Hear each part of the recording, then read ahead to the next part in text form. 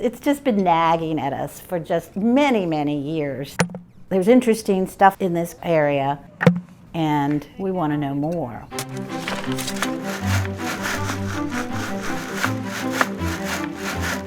We realized that after many years of wishing we had the resources to have an archaeological dig done, at some point in recent years we said, we do have the resources to do this. The Freeman Store was built in 1859, and it was here all during the Civil War and then up to now. So you just know there's things underground that are going to be interesting. We did it in stages. We had a company from Williamsburg come and do the ground penetrating radar. So with ground penetrating radar, basically they run the GPR machine over the site in parallel lines until they can piece together a flat picture of anomalies that are under the ground. There's a best guess on what's been identified under the ground, but you do not know until you dig.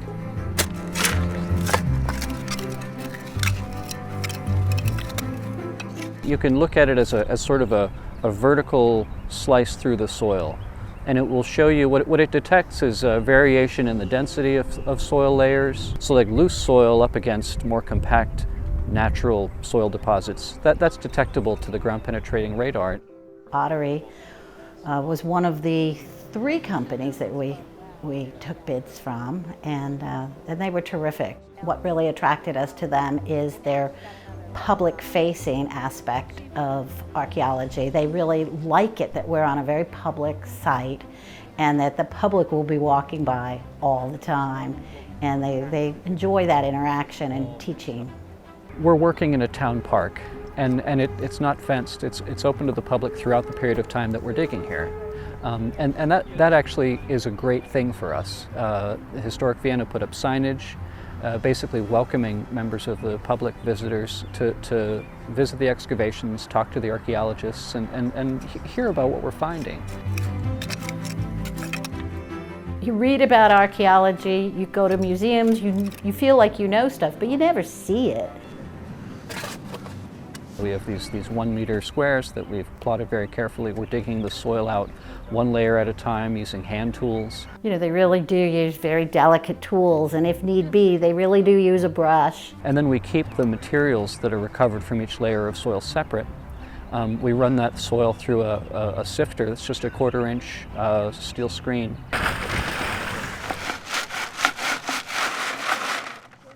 And that catches all of the artifacts that we can't pick up by hand while we're digging. And so from each level of soil, each layer of soil has its own little sort of assemblage of material culture that's kept separate and identified with that layer. And that tells the story of that layer. You know, what happened there and when, and what remains. And some of what we find is not old, but based on what each layer contains, we could usually tell when it went into the ground or what event it's associated with, whether that's historic or modern. These sites are really dynamic, and everything that happens historically leaves its trace.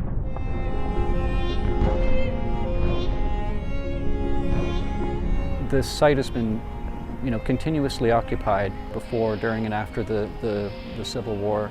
Because there's never been an archaeological investigation of this property, it's not known how much of a record that left in the ground. And so there's potential for all sorts of things to be retained under the surface here. So this curve should continue this way? It should be about 12 centimeters down. So the archaeological process, it's really divided into a few different steps. So we dig enough to discover the period of time that the archaeology is associated with, the horizontal distribution and the vertical distribution, how deep does it go, the function of the site, and then maybe most importantly, the integrity of the site.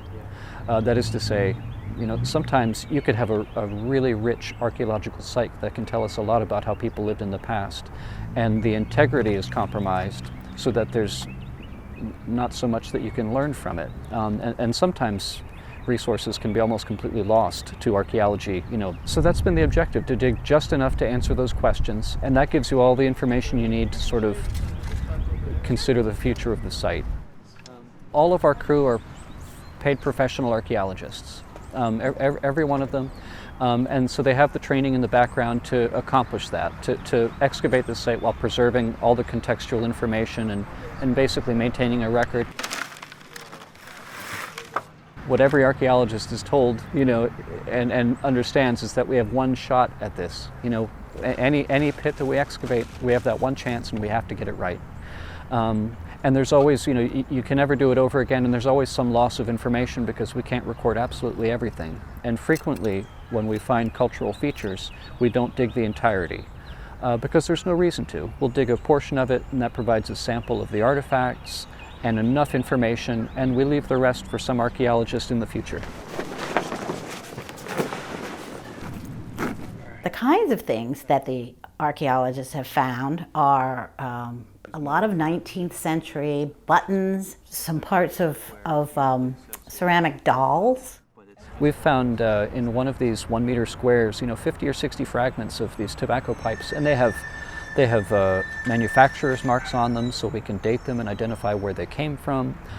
We found a layer of burned oyster shell and glass stemware. And we all are just imagining a blowout oyster fest. A party, a historical event that marked something. The objects don't matter even half as much as where we found them. Where we found them is everything. As they examine all these things in more detail, these artifacts in more detail, we'll know more. There'll be more clues about what they mean. And we probably don't know the half of it. And then at some point when they're finished with that and have written a lengthy report describing what they found, it will all come back to us. Working with Historic Vienna has been terrific. Most often when we do our work, it's because someone needs a permit to build on a site. Here, there's no plan to, harm any of this after we're done, which is excellent. You select those 5 spots and you find what you find, and you go, oh, if only we had more than 2 weeks, we could investigate this one or this one.